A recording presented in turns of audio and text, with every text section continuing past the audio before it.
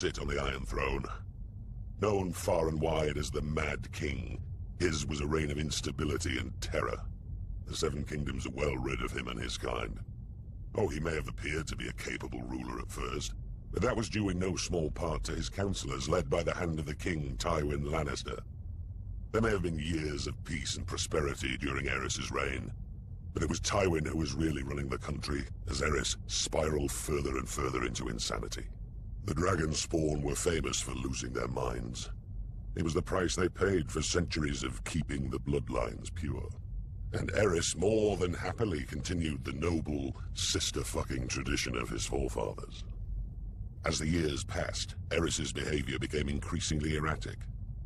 He cut himself so often on his Iron Throne, many referred to him as King Scab, though never to his face.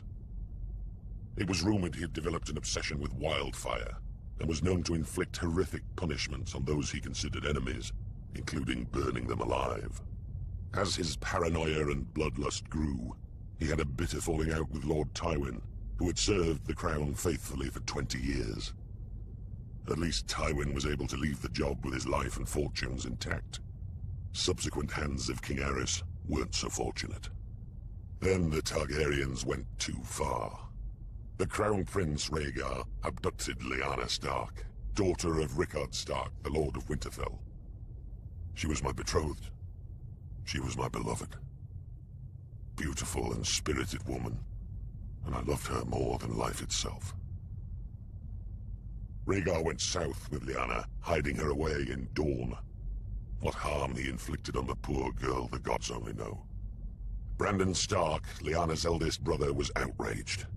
He rode to King's Landing to confront the king and demand his sister's safe return.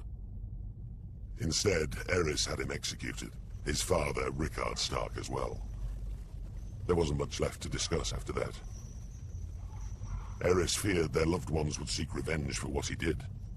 He was right to be afraid. Aerys wasted no time in calling for the heads of Brandon's younger brother, my friend Eddard Stark. And my head too, of course. I'm sorry he didn't come looking for it himself.